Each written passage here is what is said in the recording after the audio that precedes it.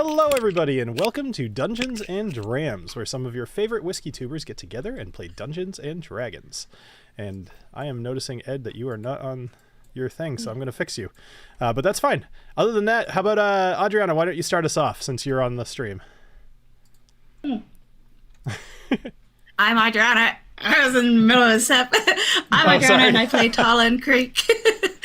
I just panicked and picked the Halfling A. Ranger. Yeah, there we go. Oh, the Halfling Ranger Druid now. Yes. Multi-class. Super stoked. Even if Bill keeps sending me videos of why all my decisions are bad. You want to be a ranger? Bad. You want to be a druid ranger? Also bad. I thought that video? I thought that video said like how to do it like good, but maybe I sent you. Maybe I didn't watch the whole thing. The short that you sent was this is a bad idea. Oh no, but you gotta watch. Okay, never mind. Yes, that dude. It's one of those like like this is one of the worst decisions that you can make. Blah blah blah blah. Unless but like it gets there eventually. Okay. Yeah. I was mad already. So I was surprised. It's like, well, fuck you. I know. To that guy. all those decisions you're doing for the group, those are stupid. Like, no. Like, well, Speaking of stupid decisions, Jason, why don't you best segue ever. I don't see how I did a stupid decision. You're the one leading this charge, man. I'm just here. You told me to go get the cup, you fucker. Nexori told you to get the cup. Yes. Nexori. Yes. Nexori. Yeah, DM is very good for multiple personalities. Yeah, that's actually on Bill's birth certificate. Nexori. Nexori. That's his middle name. My name is Jason C. I play Alessio, the rogue arcane trickster, who's probably going to get killed tonight. So I'm going to enjoy. I'm drinking. Going to do a review on this one soon, so I figured I'd get some first pours out of this one. The Remus 7. 7. Nice. Nice. Yep. Ooh, there's little dark bits of matter in there. Nice. Oh, nice. Organics. Organics. Yes.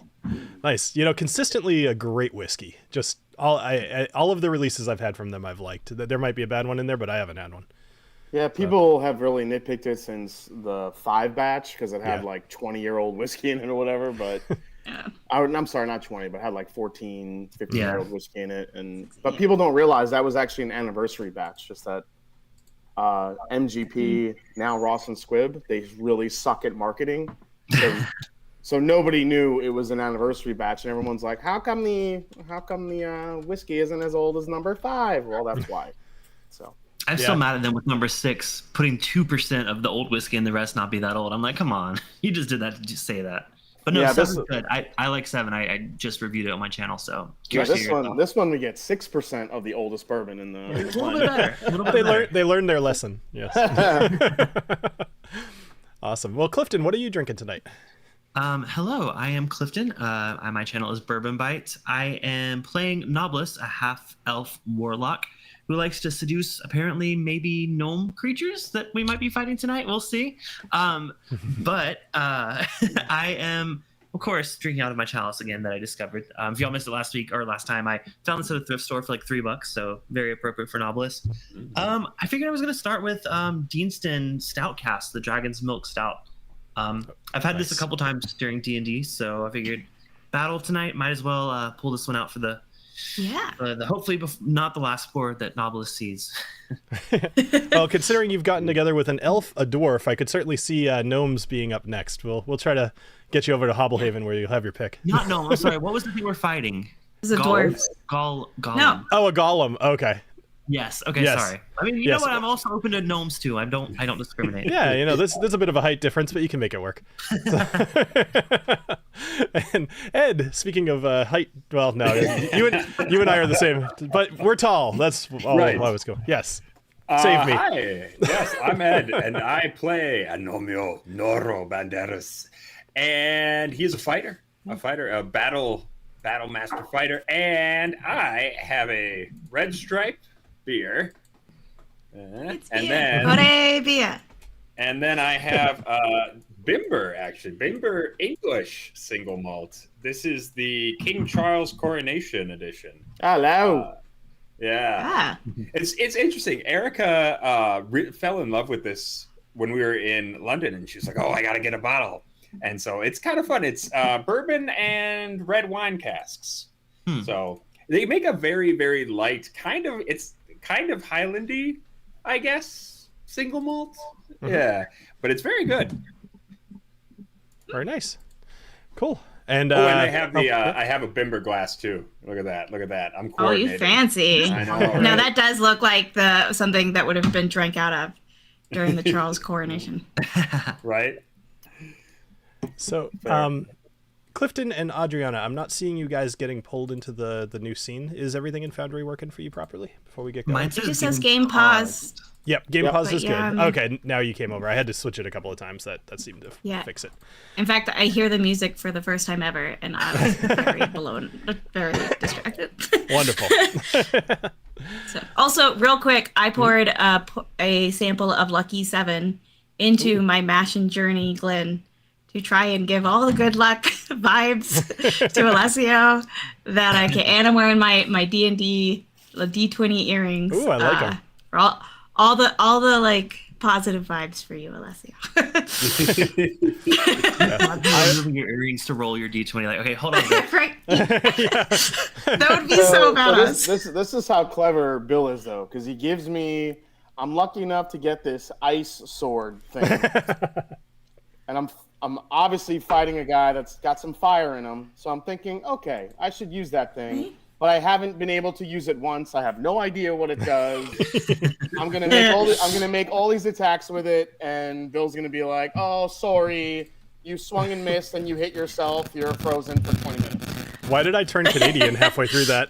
I was just thinking the same. Like, Bill will become this sword turns you Canadian. Because I gave you the Alex Trebek. Sorry. Sorry. Nice. All right. Excuse me. And I'll try very hard not to cough into the mic. I swear I'm like 90% sure I got COVID on the cruise ship because it's still here, but my mother just got over it after 3 years of not getting it. She finally got it.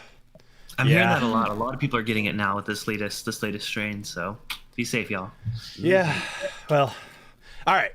So let's recap for anybody who doesn't know what we've been alluding to this whole time. Let's talk about it. So, when last we saw Snortimer's soldiers, they had made their way painfully through the Chamber of Shadows, meeting the titular monsters. Their strength was sapped from them as they stumbled through the darkness, eventually coming to a guard station, where the group met Alina and Gruff, two dwarven sentinels currently guarding the Chamber of Kings and the chalice located within. While Agnomeio and TaLin entertained Gruff, Alessio snuck into the Chamber of Kings. He descended the stairs into a large treasure room and spotted the chalice appearing to float in the air atop a glass pedestal. Using quick thinking and assuming a trap, which I gotta give you props, at least you did think about it, you just guessed wrong.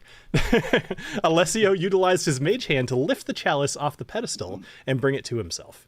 However, a pressure-sensitive switch was triggered and a monstrous golem made entirely out of sunstone emerged from the wall. See, but that's the one part I don't understand because it was floating in the air. So what's the pressure on? Well, so I did say specifically that it appeared to be floating in the air as it was sitting on a glass pedestal. The idea being like it's meant to look like it's hovering, but it's not actually using magic. Right. Okay. Yeah. All right. Wait, did we mention that Knobolas just banged one of the I was waiting for a little bit of a Yeah. shot. Can we give Knobolas some props there? I think I might have. I think I might have deleted that after writing it, but I did say something to the effect of, indiscretions remaining, somewhat. Whatever. Knobolas banged a dwarf, so. Here's what happened. Sorry, I don't know how to be subtle. No, neither did Knobolas, as you guys heard the wall banging from the other side. We had to keep asking our questions louder and louder. All right, so here's what I'm going to do. So as this screen kind of loads up, I would like all of you to roll initiative, as we're going to handle this situation kind of in a turn order.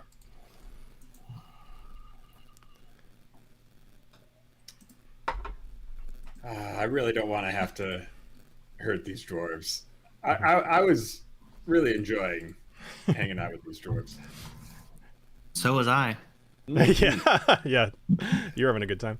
All right, so we're gonna start off with TaLin, but let me finish kind of setting the stage here for a minute. So, from the other side of the door, which is closed, by the way, TaLin and the rest of you in the guards' chambers, you do hear intruder, intruder, as if something is, like intruder, intruder, and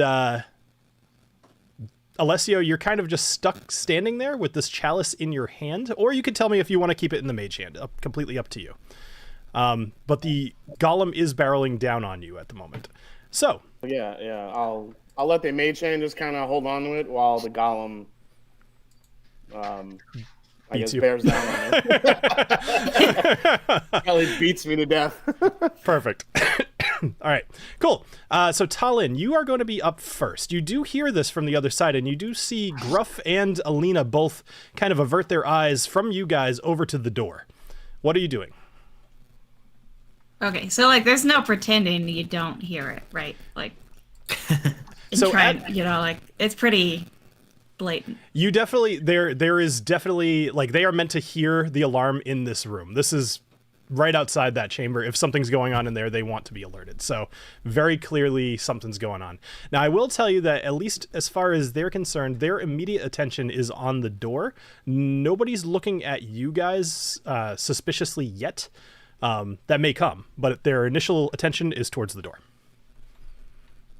Okay, so I'm gonna try. I immediately, I'm like, oh my god, intruders! Pull out my machete, and but I aim the other way, like the door that we came in, and I'm like, they followed us. They're still coming after us, and trying to like kind of get them to think that the intruders are actually coming from the other way. Okay. All right. Is there anything else you'd like to do with your turn? Do I roll anything for any of that? Not yet. I mean, I think you're just kind of doing what you say. Are you moving your character at all, or are you gonna? Okay, so you're gonna maybe. Move... She's like turned towards the door, like, guys, they're coming from that way. All right, cool. All right, so then you'll stand there, kind of ready for combat, and up next is gonna be Gruff, Stormbrow. He is going to rush over to the door, and he is going to open it. Meanwhile, he's going to say, Alina, stay here. Watch them. I don't trust them. And he's going to use the rest of his movement to get just a little bit down the stairs. He cannot yet see you, Alessio. The corridor going down these stairs is slightly lower roof, so he'll have to go about halfway down the stairs before he would see really what's going on in that room. But that will take his turn. Up next is the Luminous Colossus Golem. So he stomps loudly towards you, Alessio, and his first thing that he wants to do is to stop you. So he is going to use a Blinding Burst attack, which I would like you... So he's going to use this right there.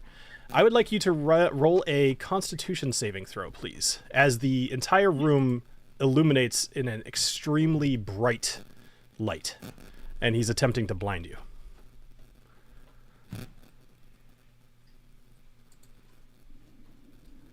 Excellent. I believe you make your save. Let me just double check real quick. Sorry, I didn't expect it to be so close. You just made it. You needed to roll a 17. So, you still take, let's see, you take 18 points of damage, of radiant damage. No, can I use my uncanny dodge? So I believe that's only for a dexterity save, correct? Or is it not? Remind me. You have one that's only for dexterity saves, I forget. There's evasion and the other one. It just says when an attacker that you can see hits you with an attack, you can use your reaction to have the attack's damage against you. Perfect, Doesn't say anything about that, yeah. Excellent. All right, yeah, so 15 plus 4, so 19 divided by 2 is, what the hell is that? Like, call it 10? Call it 9. 9, round down. All right, so you take 9 radiant damage, down from 38. So...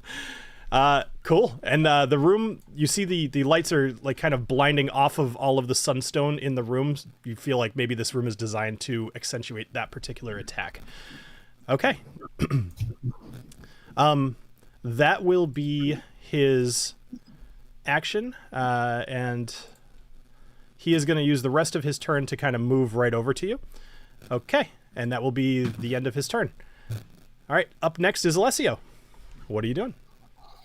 All right. Well, I think I got to break out the sword. I'm going to use Rhymegeist's Glacial Sting. Okay. I'm going to attack with it, and then as a bonus action, use the Frostbite Flourish. Okay. Or I could use the blade to chill with intense cold. I can only use this 3 times, but I just want to see if I can get this shit to work. So we'll see how it goes. Sure. Does that extinguish lights or anything like that?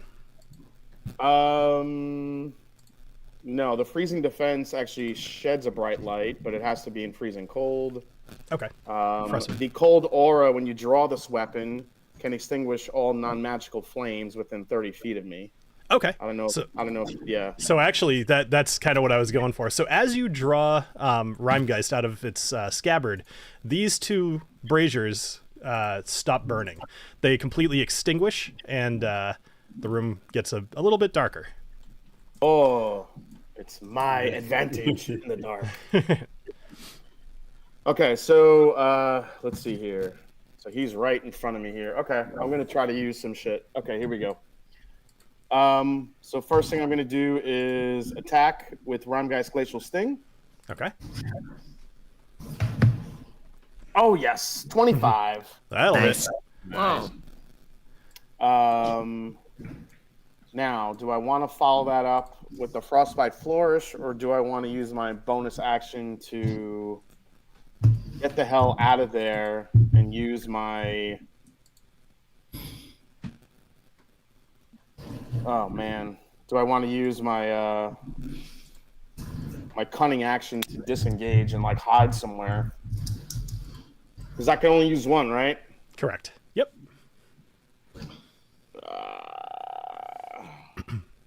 Knobolas, you're on deck. Screw it. Let's try this this sword. Let's see what it does. I don't know. Excellent. All right, so go ahead and roll damage, and then if it asks you, then roll an extra d6, but otherwise roll an extra d6. Well, with a 25, is that a critical hit or no? No. Okay. Didn't think it was. Cool. All right, so you do 13 points of damage to this guy. Excellent. So your sword connects with the luminous Colossus Golem, and you do see some of the frost transfer from the sword kind of into his leg. It doesn't stay there, but you notice that as you kind of pull it away, there's like a cut that's just filled with frost. It melts. It doesn't stay, but it looks cool. So now the next time, let's see. Oh yeah, I could chill with intense cold. The next time you hit a creature with a melee attack using this weapon, the attack deals an additional 1d6. All right, so my next turn, if I hit him, I can do the additional damage. I think that's how it works. Yeah, we'll rule it as that right now. I as a bonus action, the next time you hit a creature, no. So that basically you use your bonus action to make the blade cold, and then as you hit, like basically just retconning, you should have done that before you actually hit, but I don't really care. Like I'm okay doing the 2 at the same time. Does that make sense? Sounds good. All right, cool. All right, anything else you'd like to do with your turn? Used your action, you used your bonus action. You could move, but you might get an opportunity attack. Who, me? Yep. Oh, man. Yeah, you know what? I want to get out of the way of his big ass paws. Okay. So, yeah, I'm going to use. Yeah, I'll use my bonus action. So you already did. Oh, I already did. Oh yeah. So yeah. Okay. So if That's you what want I to move, thought. you certainly could, and you could maybe rely on your dexterity to not get hit. But he would make an opportunity attack. I'll just stay where I am. I'll see what happens. Okay. All right. So then, at the end of your turn, the luminous golem is going to use a legendary action. Legendary actions are something I think I introduced with Piddles, but just as a reminder, they can happen at the end of anybody's turn, and he gets 3 of them per round.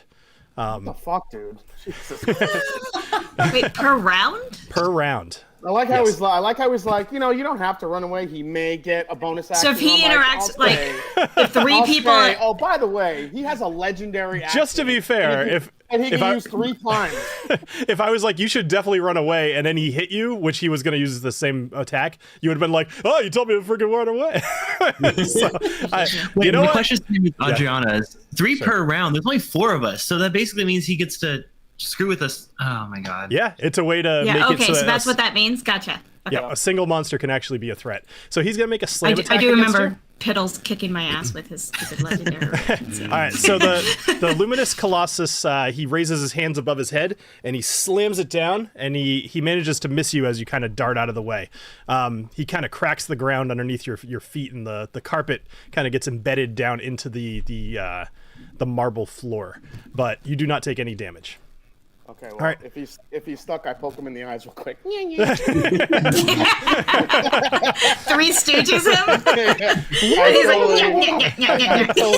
I totally give him the shemp. Oh, you picked the worst stooge. I know, that's why I give him the shemp. Awesome. All right, Knobolas, what are you doing? All right, so I'm gonna look over to my new acquaintance. The what was her name again? Alina. I'm just Wow. gonna say, Typical. I'm gonna say, Alina, my friends are in danger. I have to go protect them. Surely you'll understand. She looks at you and she says, what do you mean you're friends? What's going on in there? We were being followed, and I don't know. One of our friends who was here with us is no longer with us. I think he's being attacked. He's in danger, so I have to go check on him. Make a persuasion roll with you know what? I did tell you, and I actually You did tell me I was. yeah. I was gonna remind you. Ah, very good. All right. So you get to make a persuasion roll with advantage because you porked her. So Ah, gross. Oh, man. 24. all right. So Alina, you kind of note, and she had mentioned a little bit that she's somewhat new to this, although she's been doing it long enough to get into the doldrums of it. But she is not prepared for this situation. She took this on as a job, not thinking it would actually have any repercussions. So she grabs her staff and she stands up and she says, "Well, you rolled a 24." She says, "All right, yeah, go save your friend. I'll stay here." All right, so I'm gonna dash down the stairs. I know the other guy's like, I'm gonna kind of like shove past him as I go down, if that's Sure. cool. Yep, absolutely. And then dash, that doubles your movement, right? Correct. All right, so it's gonna put me right at the very bottom of the stairs. So Excellent. Cool. So you you bolt after this little exchange with Alina. You run, and you catch her actually staring at you as you run, and you push past Gruff, who's he's got short little legs. He's walking down the stairs. Don't take offense. I know Adriana always likes to comment when I talk about short people, but Yes. he's got short little legs, and these stairs, for whatever reason, are a little bit too big, and you kind of push past him, and he's like, oh, whatever. So you're at the bottom of the stairs. In this room, you see, this is the first you're seeing of this room, and I'll re-describe it for the audience too. This room's got about 30-foot tall ceiling. It's a obvious treasure room. There's treasure chests over to the side. There's sunstone sticking out of the walls, and there's 2 unlit braziers right near you, and 2 more lit in the back. In front of you, you see Alessio. Just in time, you see him dodge out of the way of this colossus, smashing the ground right at his feet. You've used your action, but what would you like to do? Yeah. Sorry, I'm just measuring how far it would take me to get to. Oof. Okay. This is a big room, Bill. Big room. It is. You know what? I would like to, if I could, use. No, actually, I'll save that. I'm good. There's not much else I can do right here. All right, Agnomeio, you're up.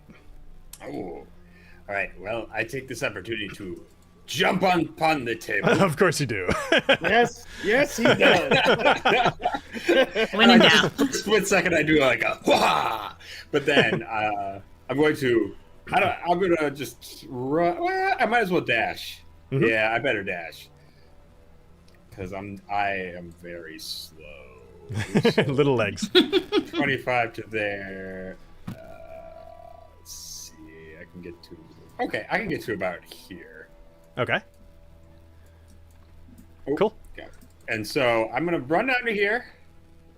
Mm-hmm. I say, "Excuse me," to Gruff. Oh, that's what it looks like. Ah, hello. Big old rock candy monster. Mm-hmm. All right. I think that's all I can really do for now. Okay. Unfortunately. All right. So at this point, Alina, she's up next. She turns over to you, TaLin, and she says, "How many people were behind you? What did you hear?" And she kind of stands next to you with her staff. She's willing to fend the stairs off with you, and she's Okay. like side by side with you, and Booker. Okay. So I tell her that these like crystal creatures were after us, and that I thought we were rid of them. But I also touch Booker and use beast sense so that I'll be able to like. So I tell her that and pretend like, yeah, we need to go still the other way. Okay. But I send Booker back to help, Okay. and he Got can it. go. All right. So Booker, he's got a 40-foot movement speed. Do you want him to just kind of head down towards the area? Yeah, he just Okay. books it. All right, I'll take care of that for you. He books it. Ah. All right, so he is going to be at the top of the stairs, kind of looking down. Okay. Well, actually, I guess that would have been your turn again, but that's okay. You could do that as part of your previous turn. All right. So at this point, Alina, she's standing kind of side by side. After Booker leaves, she actually kind of scoots more over to you. You can tell that she's nervous. At this point, you actually, TaLin, you hear, and nobody else hears this, so try to keep that in mind. You hear a number of footsteps behind you coming down the stairs. As you see two dwarven guards and another dwarf with a golden beard coming down most of the way down his to his stomach. All three of them carrying warhammers, and the one with the golden beard is completely dressed in golden chainmail, which appears to be kind of just glittering and golden and very vibrant. They all walk down the stairs, and you hear the one with the golden beard. He says, "What's going on down here? I heard Sonny yell about an intruder." And you see Alina, she turns around, and she says, "Ragnar, we're not sure yet. Gruff is going to investigate." And he says, "Who are these people? Who's this?" And he points at you, TaLin.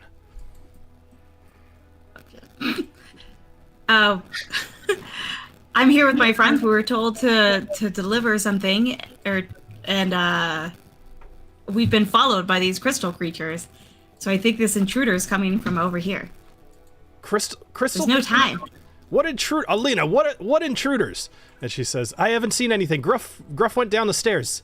And she points over at the stairs. She says, "I'm TaLin and I are standing here to make sure the stairs are secure." And he turns and starts walking towards the stairs. Actually, all three of them do. So TaLin, it'll be your turn again.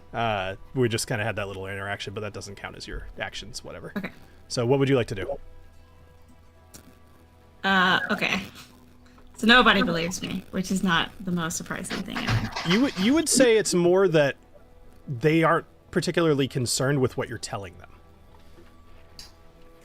At best right now, or at worst right now, they think you're just kind of like ignorant. And that's all that they've had time to kind of process. Yeah. Okay, so I run over to them. Mm-hmm. And I say, "My lord, if you are who I believe you are, you might be, the one who can really help here. When we were sent here just to pick up these stones for someone, and all on the up and up, we had this note and everything. As we came through, we were followed by these crystal creatures.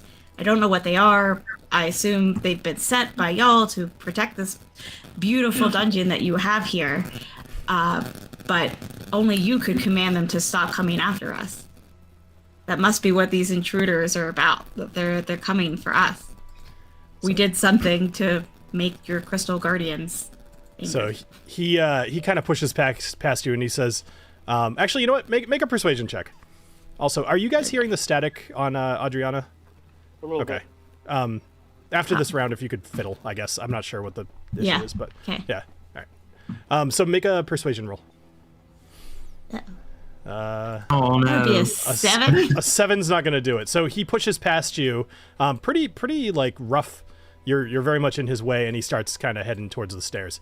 And he says, "We'll see what's happening and make our own determinations." All right. That'll be the end of your turn. Gruff is going to finally make his way down the rest of the stairs. He tried. And he's as he yep. Go ahead. as he passes me, Yeah. I'd like to make an attack of opportunity. Okay. Ooh. I like it. But what I want to do, I don't want to actually try to stab him. Mhm. I just want to try to sweep his legs out from under him Perfect.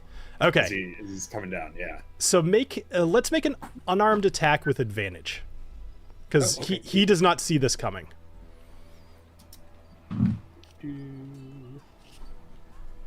Oh, sorry. One sec. Where's my? He tumbles down the stairs. I think it's under inventory.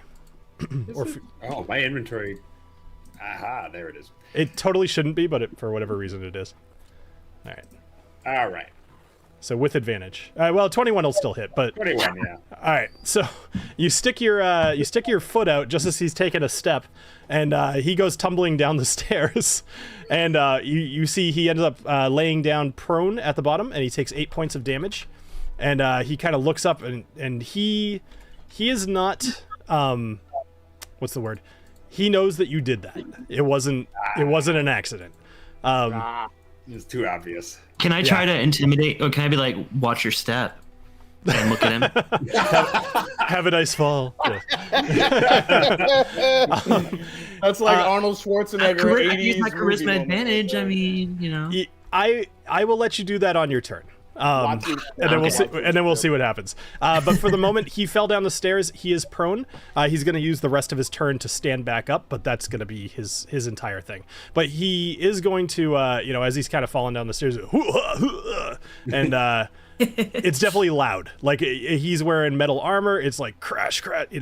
Everybody heard it. All right. Clang, cling, clang, cling. Up next is the Luminous Colossus Golem. So he's gonna roll to see if he gets his blinding burst back, which he does. So he is going to use it again, except this time he's gonna get everybody. Oh boy. All right, Uh-oh. so I need Knobolas, Agnomeio, Alessio, and Gruff to make a Constitution saving throw. Oh, Booker, I'm glad you didn't quite get there. What is happening? How come stuff is happening automatically? Yeah, I'm not sure about that. So it automatically rolled your con save, which is weird. But then it was Yeah. trying to subtract. Hey, I rolled a natty 20. I'm happy with it. Yeah, I'm gonna just. I'm not sure what's going on there. I'll undo that, and then with your nat 20, I'm just gonna say it doesn't get you or hurt you with a nat 20. So I did 20 as well, but not nat, but Okay. still 20. all right, so I got it. okay, so Knobolas, you're gonna take 15 points of damage, and Agnomeio, you're going to take 31 points of radiant damage. Oh boy. And you are considered blind for the next minute, although you can roll a Constitution saving throw on each of your turns to try to boy. succeed. You have to get a 17. Did I take 15 damage with a 20? Yes, you do, because it's a Is that half? when you save, you take half damage. Okay. But because Alessio rolled a nat 20, I gave it to him for free. All right, so Gruff Stormbrow, he stands up and immediately gets blinded. He rolled a 9, so he is not having the best day. And then the Colossus here is going to make a slam attack against you again, Alessio. Actually, tell me about your mage hand. Where is your mage hand right now? Like, you pulled this thing back towards you, correct? Do you imagine that? Tell me what you're doing. Yeah, so my mage hand is still. So I was kind of thinking about this too, on how I can kind of spin this, because now I realize other people are coming in the room, including the folks guarding the chalice. I kind of ordered the mage hand to kind of just take it back to its pedestal, but kind of leave it there and float it. I don't know if is the mage hand viewable or is it invisible? There is a thing that makes it invisible, and whether you took that or not is so. Let's just see. So your mage hand, spectral floating hand appears. The hand lasts blah blah blah. You can use the hand can attack activate. I would say it is visible. Okay, so then here's my other thing. Yep. I ordered the mage hand to go hide in the corner. Okay. Or hide somewhere in the room where it's dark. Sure. And I cast my silent image of a small object of the chalice on top of the pedestal to make it look like it was never stolen. Okay. Yeah. You like that shit, right? I That do. was good. That was really good. Cool. And I I definitely think that's within the range, so I like that a lot. Excellent. Is it your turn? Well, it's your turn next. So, man, my voice is just the worst. I'm sorry, everybody listening. So, cool. Well, that will be. So he is going to. Let's retcon this slightly. You have done that as part of kind of your last turn. Like, you have now prepped this room the way that you just described. So all of the luminous golem, he just kind of blinded the whole room. He is now going to make a wisdom saving throw to see if he can detect what you did. Can you tell me what the... I think your silent image has a wisdom saving throw in order to tell if it's real or not. You create the image of an object. You can use your action to cause the image to move. Physical interaction with the image reveals to be an illusion because things can pass through it. A creature that uses its action to examine the image can determine if it's an illusion with a successful intelligence or investigation check against your spell. Okay. All right. So I'll do an investigation check. But it has to be a spell save DC. If a creature discerns the illusion for what it is, the creature can see through the image. Okay. Does it say what the DC is? It's probably just your probably a 14. Okay. Yeah. So he ended up rolling a 6. It's a 16. He rolled. Oh, is it a 16? Yeah. Okay. So he rolled a 16. Sorry, this is a little crunchy at this point. I'm just trying to make sure that you cast silent image, correct? Mm-hmm. I'm just reading this real quick.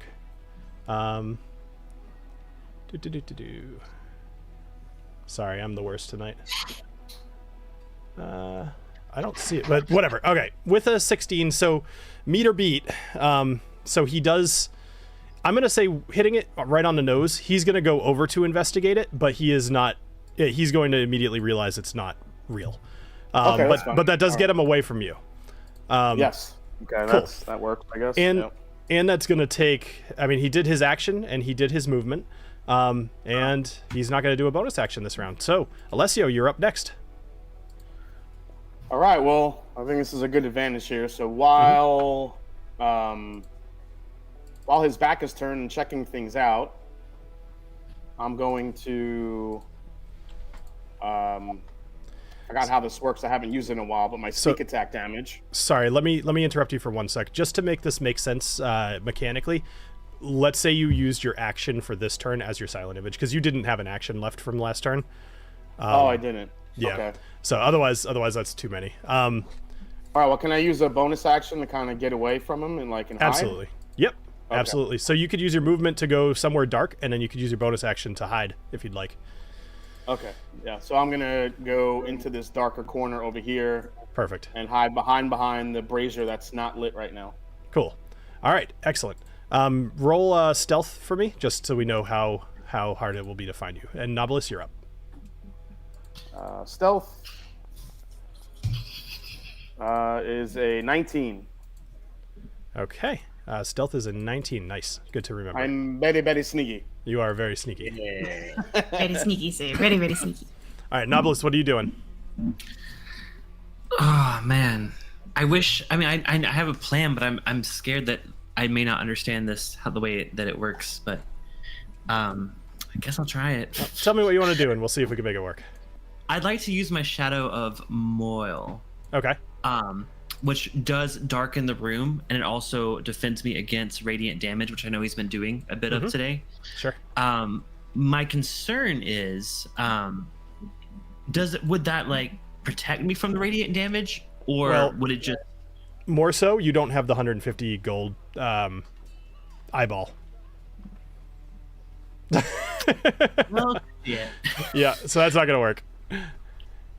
Oh well, that would have been nice to know before I planned out my whole rest So of my why don't we battle. do this? Why don't we have Agnomeio take a turn, and then we'll come right back yes. to you. All right. Thank you. Agnomeio, let's go. What are you doing? All right, so I am currently blind as a bat.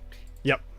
All right. Well, But you then can make a con save to see if you can recover. You have to beat a 17. okay, that's well, depending on what happens. Oh! Oh. That was totally a 20, Is and then it that just. worth risky whiskeying this early? Ooh. You know what? Okay, here's what I'm gonna do. As long as I'm blind, I'm gonna go.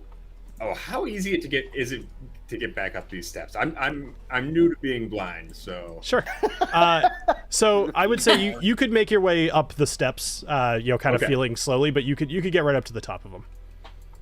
All right, I'm gonna get up to the top. I'm gonna stand right in the center of the doorway, with my arms just splayed out. Mhm. It's like, I am blind. I'm blind. Help me. I am blind. I'm just trying to block as much of the doorway as possible. Well, go ahead.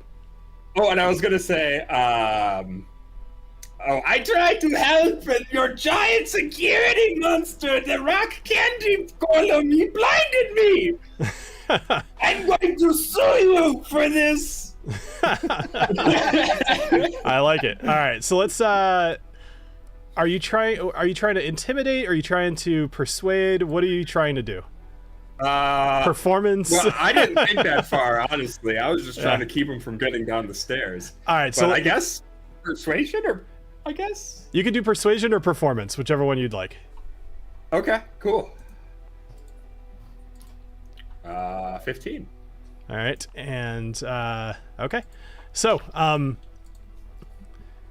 what's his name? Ragnar walks over to you. He's gonna take a little extra movement because narrative. He walks over to you and he looks in your eyes, and he says, "You'll be all right." And he kind of grabs you and moves you to the side. I'm gonna just latch onto his arm. Okay. Just like as he grabs, I just want to just hold on as tight as I can. Excellent. Like, no, you have to help me. I can't lose my sight, my beautiful eyes.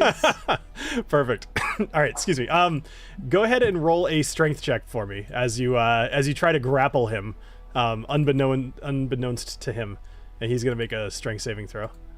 It's like a 24. contested strength. Ooh. Wow, you are strong.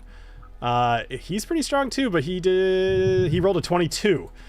So he's gonna spend a bit of his next turn kind of shaking you off. Like, you guys were close enough. He'll get you off of his arm, but he's gonna take most of his turn and most of his movement. All right, excellent. Anything else? No, I'm good for now. All right, Knobolas, what are you doing? Okay, so it seems like they're not fully convinced that this thing has gone rogue and is just killing everyone. That they're still kind of suspicious of us. Am I correct in assuming that? You probably don't hear a whole lot. What you know, because you kind of got down here first, is Gruff just tumbled down the stairs. You all got blinded or attempted to be blind, and through the shine of your eyes as you're kind of recovering, you see Alessio just kind of like dee, dee, dee, dee, dee, and then he disappears in the darkness. As far as you know, you are down here alone with the beast right next to Gruff, who is blind.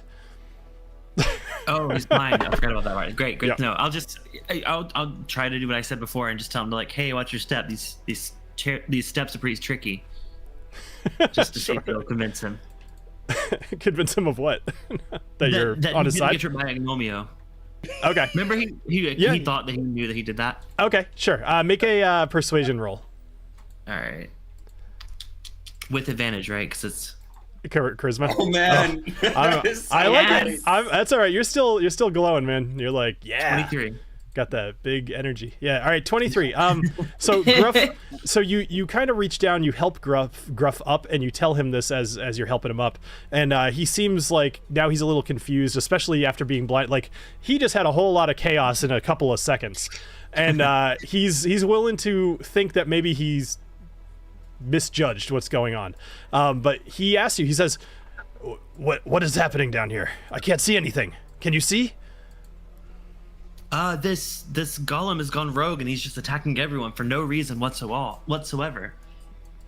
That's never happened before. There's usually a reason. Is the goblet still on the pedestal? What goblet? The chalice. Sorry, chalice. I looked at my friends. Is the goblet still on the pedestal? I don't know what that means. I just got here. Well, he says, look, at the pedestal. He's talking just to you. He says, look at the pedestal. Is there a cup on the pedestal ahead of you at the end of the rug? No. Oh boy! All right. Yes. Oh my god! Alessio made an image of blood. TaLin does not hear this. But Alessio, you hear a face like that from the corner. you don't see anything, but you hear I it. assumed that the non-blind people were going to come down here eventually anyways. Okay. It's Because all I right. didn't want to get caught lying. I'm sorry. I wanted to... Okay. So- Anyways, can I make my action and move now? Yes, absolutely. All right. Well, now that I've screwed everything up royally, So, I'd like to... I'm gonna give you a sec. I want you to actually think about this. You would see the silent image that Alessio created. Oh, okay. And it's the thing there. Well, so I mean, it's not really on the I map. wasn't It's in the room when he cast this, so I don't know what he cast. that's correct. So from your point of view, you do see a chalice. It's whether you say yes or no, because you do know Okay, from talking to that's Alessio important that is information. the That's goal. important information that I didn't realize that I knew. If Okay. I see a chalice there, I will say yes. There's a chalice there. I apologize. Okay. All right, no problem. We'll retcon that just a little bit, even though it would have been way funnier the other way. That is- But it's fair. It's right in Y'all front of got a robbery on your hands.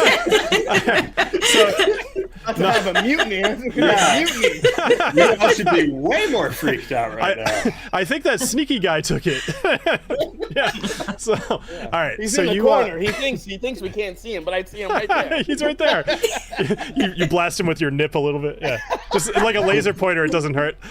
All right. So you tell him, yes, it's still there, and he kind of breathes a sigh of relief just a little bit. He says, all right, then we just need to get the Colossus back.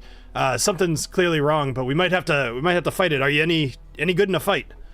And you guys have just been kind of talking about your venture through the Oh, you have no idea. So Knobolas would like to step forward and try out his Eldritch Blast. He hasn't done it in a while, so he'd like to do it on our guy here. Awesome. Go for it. Whatever. We know Alina's freaky. You were Eldritch blasting it all up in there. Hey, I can sizzle a little bit. I don't have to blast. I can just sizzle. I'm very curious about how that works. Nipple sizzles. Ooh, 12? A 12 will not hit. So you actually, one of your Eldritch Blasts, it reflects off of its leg as if it was blasting a mirror, and it shoots into the wall over here. Blasts a little chunk off one of the sunstone. Oh, shit. Can I risky whiskey that? Well, you have multiple Eldritch Blasts, but you're welcome to if you'd like to. Yep. I'll just go and use my second one just in case. Sure. Let's do that again. 17? 17 does not hit. Risky whiskey it. All right. So I'll let you re-roll one of them. Go Nips. All right, let's blast it up. Oh, no.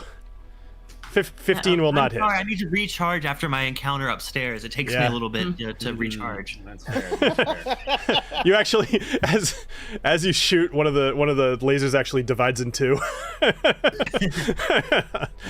And the second one's never as big. No. All right. Up next is Alina. So Alina she sees TaLin. You kind of walked away, and she's keeping an eye on the stairs, but she's like starting to feel like something's wrong here. And she walks over towards this guard, and she says, "What do you think? Sorry. What do you think we should do?" And he says, "I think we need to get to the bottom of the stairs." So she's gonna kind of take a little bit more of her movement to get closer. But at the moment, there's a bit of a bottleneck at the top of the stairs due to Agnomeio holding onto Ragnar's arm. So this other guard, he's going to grab Ragnar by the back and kind of help pull as Agnomeio, you're kind of holding onto the wall and like, you know, you're in the air, just one hand, I can't see, you know. So, and they're going to get you, they're going to tear your arm off of Ragnar. You're good. You fall down to the ground, but you're fine. Okay. Booker's also in the doorway. Can he be like dropping a deuce or something to block away? Well, so you actually had Booker drop a deuce only probably about 30 minutes ago, so I would imagine he doesn't have any more left at the moment. Well, you could be peeing. You can't move a dog when he's peeing. Have you tried? Make the stuff slick, you know. Exactly. Sure. Booker could pee on the stairs, no problem. Ragnar looks over at Booker in disgust, and he at this point he actually grabs you, Agnomeio, and he physically just lifts you up and moves you out of the way as he proceeds to go down the stairs about as far as he can go. Actually, he is going to dash, and he's gonna get down kind of into the room. So right now he's standing next to you, Knobolas, and he sees the golem, and he looks over at Gruff and he goes, Gruff, what's going on? Is this thing out of control again? And Gruff says, I'm not quite sure. This nipple guy over here is just blasting him. Ask him. And so Knobolas, what are you telling Ragnar? What do you mean again? Does this happen before? Yeah, just once before somebody tried to take the chalice, or it seemed to. We never caught the guy. Well, as you can see, the chalice is obviously still there, so I think your guy's gone a little rogue here. Should we do something about this? Yeah, I'd say blast it with whatever you got. All right, so okay. Ragnar, that would be the end of his turn, and his guards are going to kind of make their way just over the next couple of rounds down the stairs. So I'll do that. Okay, up next is TaLin. You're kind of left behind in the guards' room. You and Alina are the only ones in there. She is kind of working her way towards the stairs as well. Everybody's heading down the stairs. Yeah, so are we. Okay. At this point, Talon's like, I clearly was confused. I thought the crystal creatures were still coming after us, but this is a different... How many problems do you guys have here? All right, so we're going to do this. So, Talon, I'll let you... Booker's the main one. So Talon, unless you wanted to do anything else, I'll let you just use whatever movement you have to get down into the main room, just so we don't have to play out, a bottleneck on the stairs. Yeah, that sounds good. So find a place like kind of towards the top, and then all right. Up next is going to be Gruff. So Gruff is going to make a quick Constitution saving throw. Boom, boom, boom, boom. So he is still blind. So Gruff thinks this is going to be kind of a permanent thing. So at the moment, he kind of gets down on the ground. And he starts crawling. And even through the blindness, he can kind of see a bit of the light from the sunstone. So he's going to crawl over and kind of huddle next to the sunstone. For the moment, Gruff is out of the combat.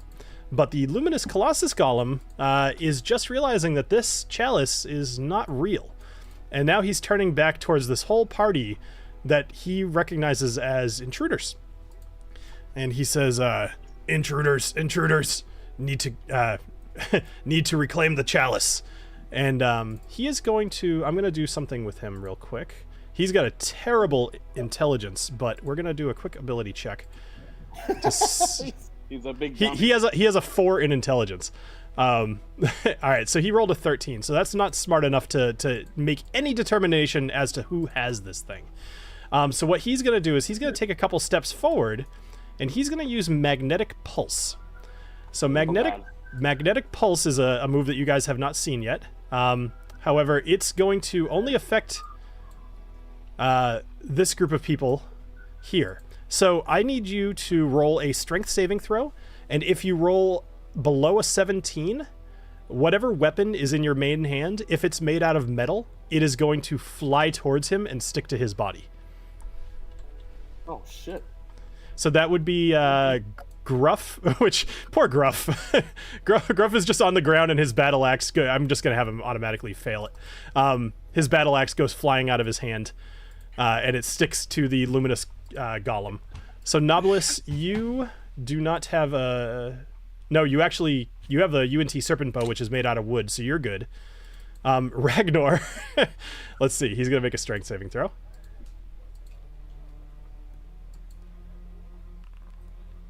15, so he does not make it. So his Dwarven Warhammer goes flying across the room. And the other person is gonna it's just gonna be the Dwarven Guard. I really just hurt my own guys. That's totally fine with me though. Okay, so I'm not gonna while I do this. So Alessio, you're up. Oh, I'm up. Okay. Yep. Sorry, I'm trying to make this go as quick as I can. There's just a lot to do. I know there's a lot. Okay, so I use. All right, so he can't see me, correct? He cannot currently see you. No. Okay. Actually, I would say with what you rolled, I don't think anybody here is able to see you because none of their passive perception would be high enough to see you without looking for you. Okay. So can I use my Misty Step to get behind the Golem? Absolutely. All right. So I'm going to use my Misty Step to get. Well, is Actually, this behind him? Is this behind him, or Yes. is this behind him? So down This is down behind. here, closer to Okay. the chalice. Yeah. All right. So I'm there. So I use my Misty Step, and then I'm going to use again, since it did pretty well earlier. I'm going to use my. Wait, where's my inventory? Oh, it's clicked on bonus action. I'm gonna use my Rhymegeist Glacial Sting again. Nice. All right, go for it. I'm gonna attack with advantage. All right. Okay. 17. Sorry, just real quick. Why? Oh, because he it's a like a he doesn't know you're behind there. him. Yeah. Yeah. Yep. So 17 will not hit. What? Oh boy. Just barely misses.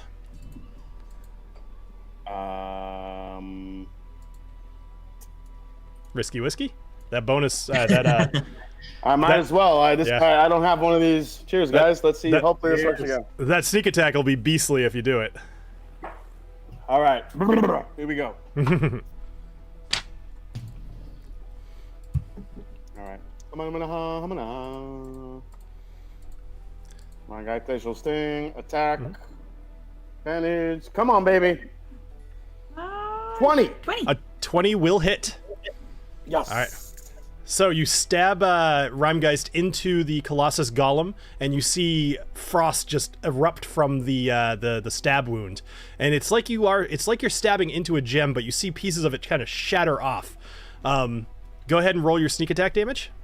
My sneak attack damage.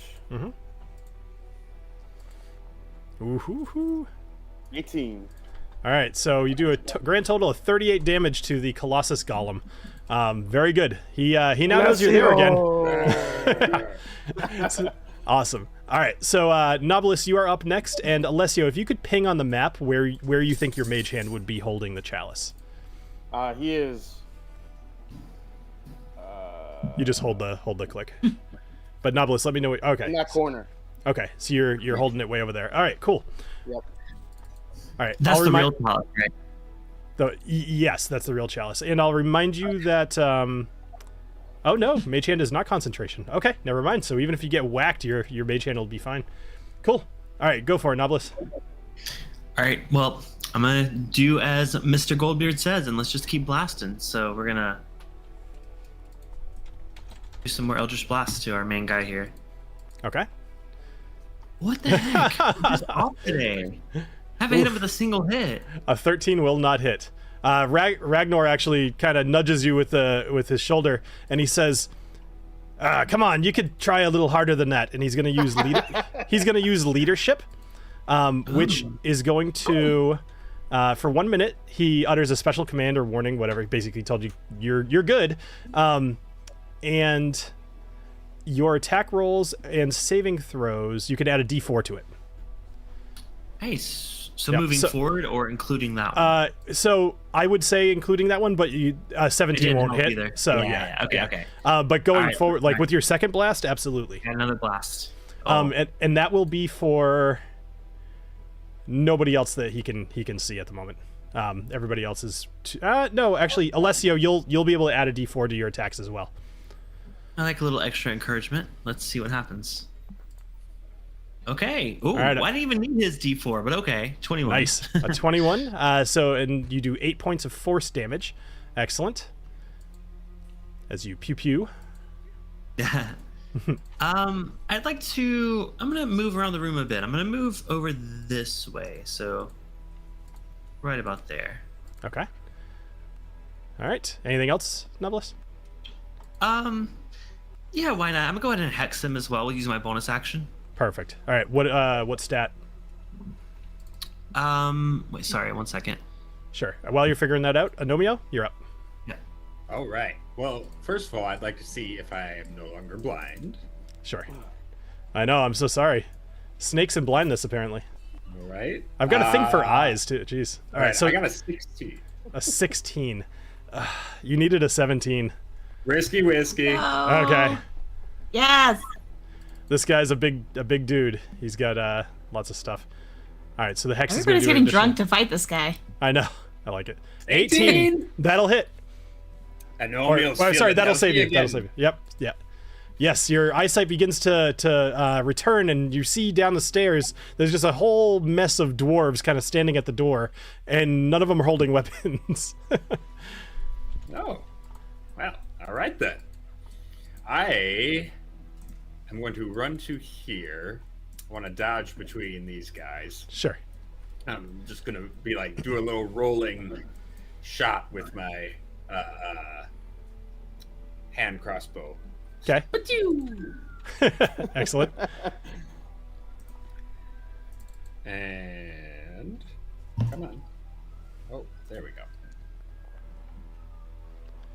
23 will hit Nice. 5 damage. for a whopping 5 damage. All right, cool. Yeah, not a lot, but you know what? I look So, cool doing it. I Your like to do it. your crossbow bolt is like shoo, right through, and you see that little V of power. It actually sticks in there, and you see a flare of sparks shoot out of it.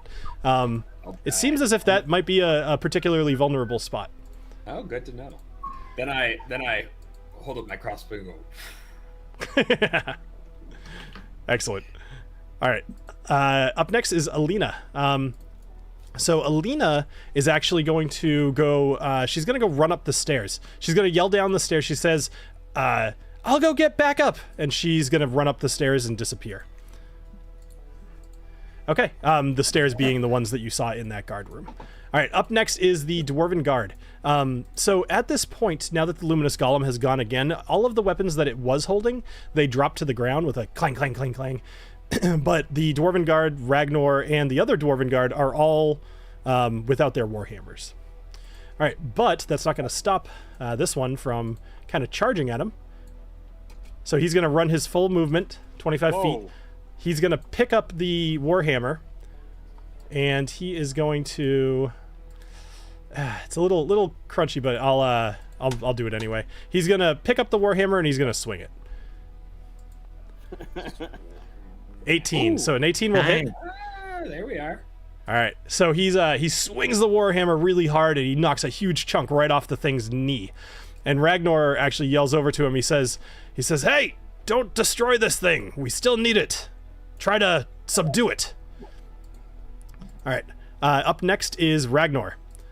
So Ragnar is actually, he's going to kind of back his way over to this corner. He's trying to mostly stay out of it. I mean, he's got guards for a reason. He's an important fella.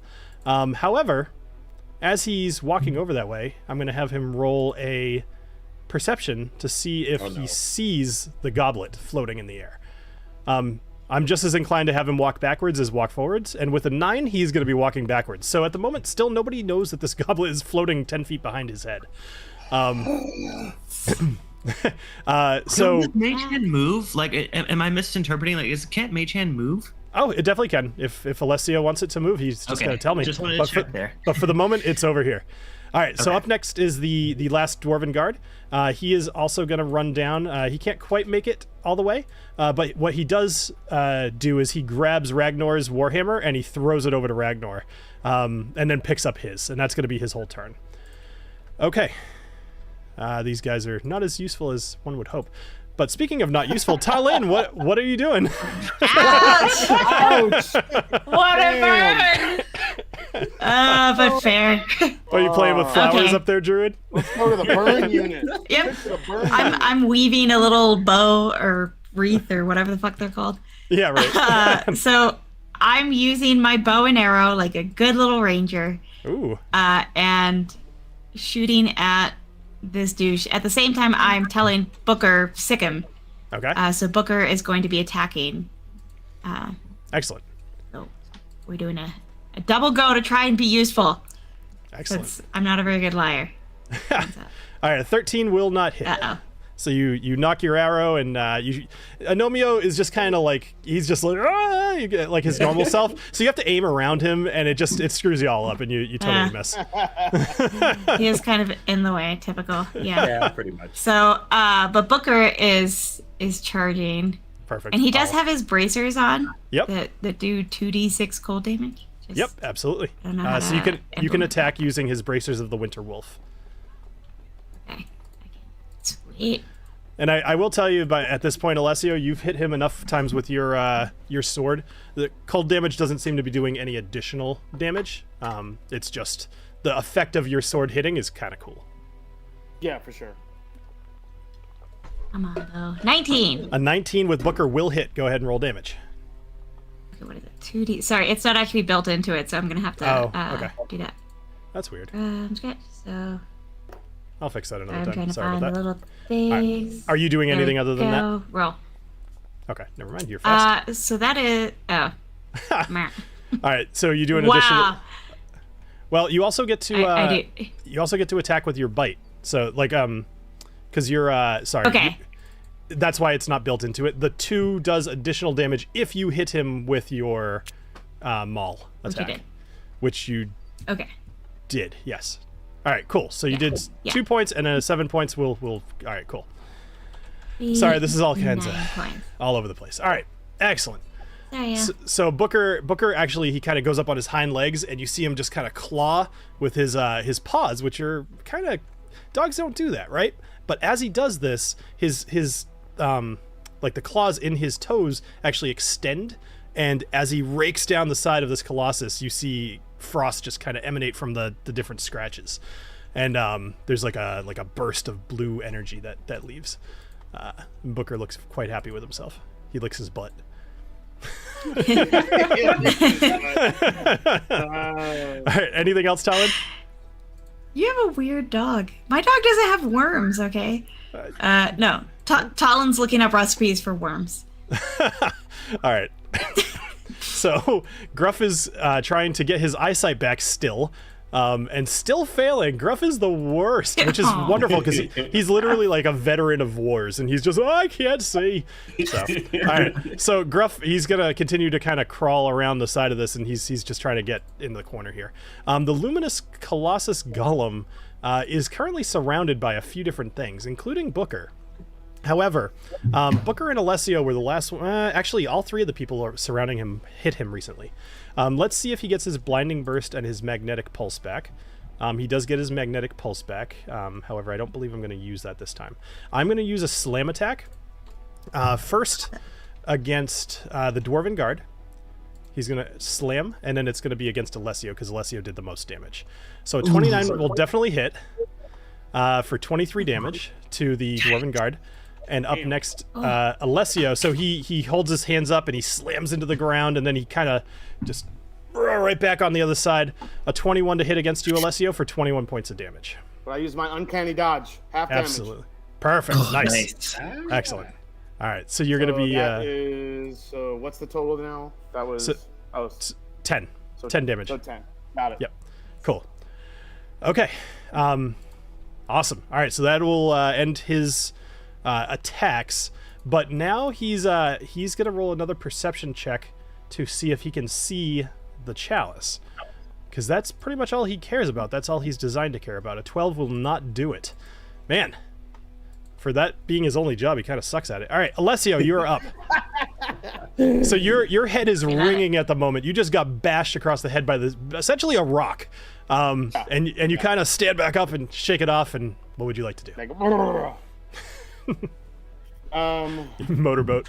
Yeah, you motorboating son of a bitch. So let's see, what do I have here? Okay,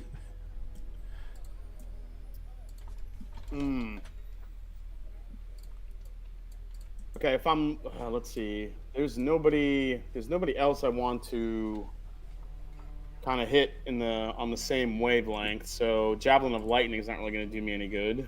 Mm-hmm. I'm going to stick with the Sting. However, I'm going to try to aim it directly into that glowing V.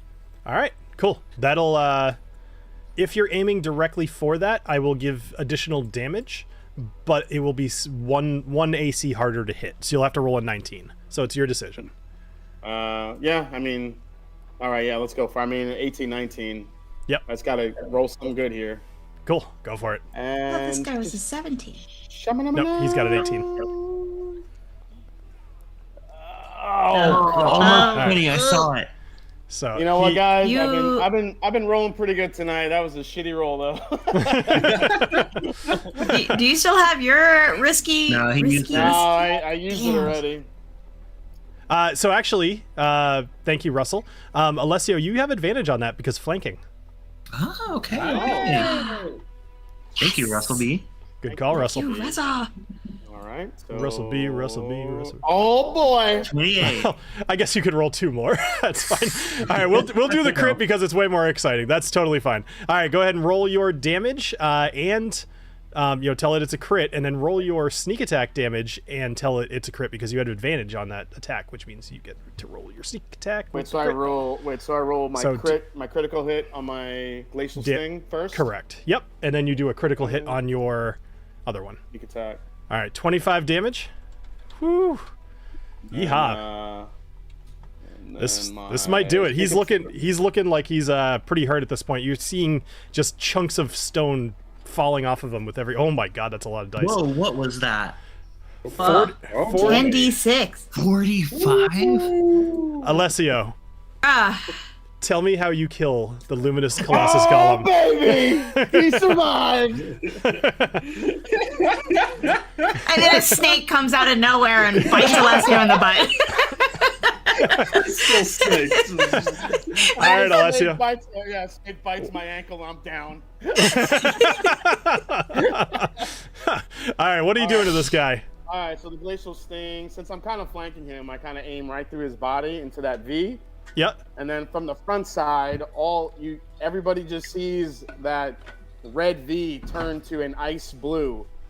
And then his whole body turns gray. And then once he's frozen solid, Alessio does a freaking roundhouse kick and breaks him into pieces. Nice. Sub-Zero style. I love it.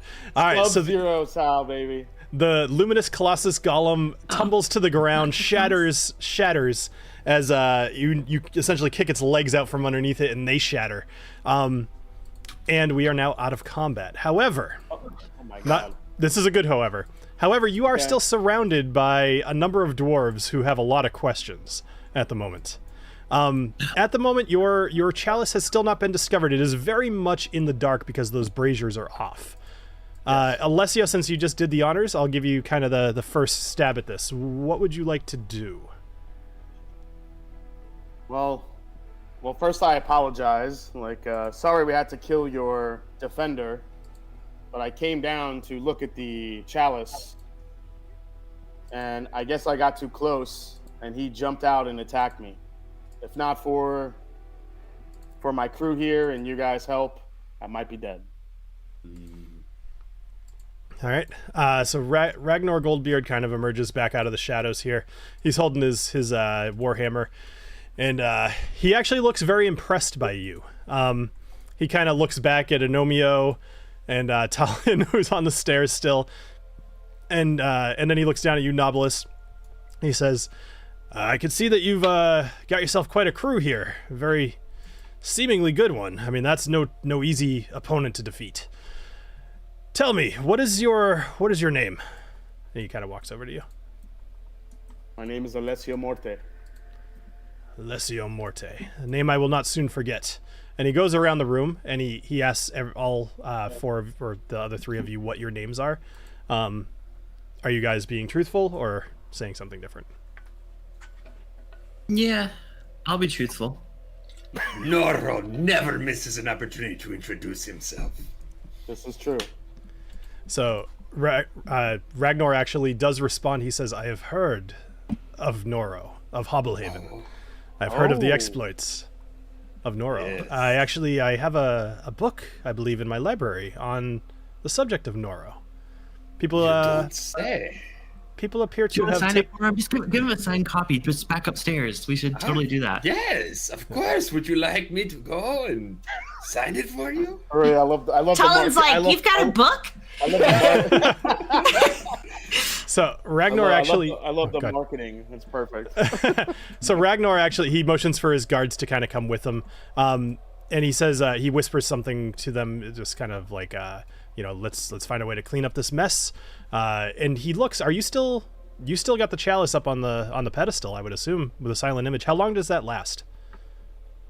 It lasts until somebody makes it. So if somebody were to go up and try to grab it or anything like that, like the Golem, I think he tried, but nobody really He didn't heard him. grab it. Yeah. Because we were in battle. So as long as someone doesn't pass through it, it's Sure. nobody cares. And I believe that even that is only to that person that tried to touch it. Correct. So what was about to happen is Ragnar was going to go over to the chalice and inspect it, but he got distracted by Agnomeio. Like he's in the company of a celebrity as far as he's concerned. I don't know where Knobolas had a backup plan if he were to try to make his way up those stairs. Don't worry, I got in that position for a reason. So He's fanboying right now on Agnomeio. so it's definitely more of a respect for somebody who is clearly a celebrity. Like he's got a little bit of a, he's like a star fucker, I believe is the term. So All right, I wasn't expecting that. no, I was not either. Normally that's Knobolas's job, but Well, I mean it in the Nine Inch Nails version, not the literal sense. All right. I'm Actually, making was all that kind of references. Was that Nine Inch Nails or was that Tool? I think that was Tool, actually. Sorry. Anyway, so Ragnar, he motions. He says to the guards. He says, "Clean up this mess. Get the mages from the Platinum Weave to come back and reassemble the Golem and put it back to sleep. Check on the chalice." And he motions for the four of you to follow him. As he's going up the stairs, though, he does kind of like step over Booker's pee on the stairs, and he leads you guys into the house. So here's the question: are you all following him, or are you doing something different? Well, Told the before guards to check on the chalice. He told the guards to check on the chalice, get the Platinum Weave to come fix the Golem, and just generally like kind of clean everything up. And then I'm cleaning up the puddle and then following. I'm like, just sorry about that, and I'm just cleaning up the puddle real quick. Just someone grab the actual chalice. My mage hand That's not has my it. problem. yeah. So as everyone goes up the stairs, following. Well, first of all, are we all following him up? before we do, I wanted to go over to Gruff and say a quick prayer to Euros. Euros, please put your healing waters on this dumb blind bastard. And just for flavor, let's see if he gets his saving throw. He sure does. Oh! and you do this in front of Ragnar Talon as writes well. this down. Yeah, Talon writes this down to like fluff up his, celebrity status kind of thing. Like, oh yes, I get to witness yet another one of your heroic deeds.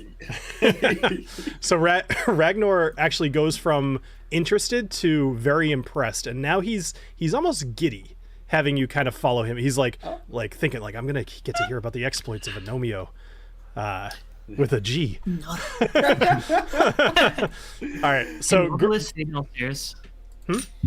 Can Knobolas stay downstairs by the chalice? if you want to.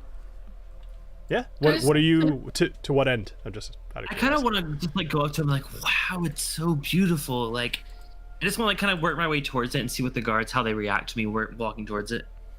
Sure. So actually, they give you some berth, but as you start to climb the stairs, they actually say, I wouldn't go up there. There's more than just the one trap, and you would hate to get another golem in here. Oh, thank you, very much appreciated. Okay, then I'm gonna go upstairs now. Okay. And Alessio, what are you doing with the chalice as it stands right now? It's still hidden in the corner of the room. The braziers are still off, so it is dark. But if you try to walk up the stairs, there is a certain distance that the mage hand will work. So I think what I'm going to do is, as everyone's kind of going up the stairs, I'm going to kind of hang back and go up last. Okay. So as I pass by the guards with their back turned, so I kind of walk by, their backs towards me, Mm-hmm. and I kind of just summon the mage hand back to me, and I put the chalice into my dark cloak. Okay. Make a sleight of hand check, and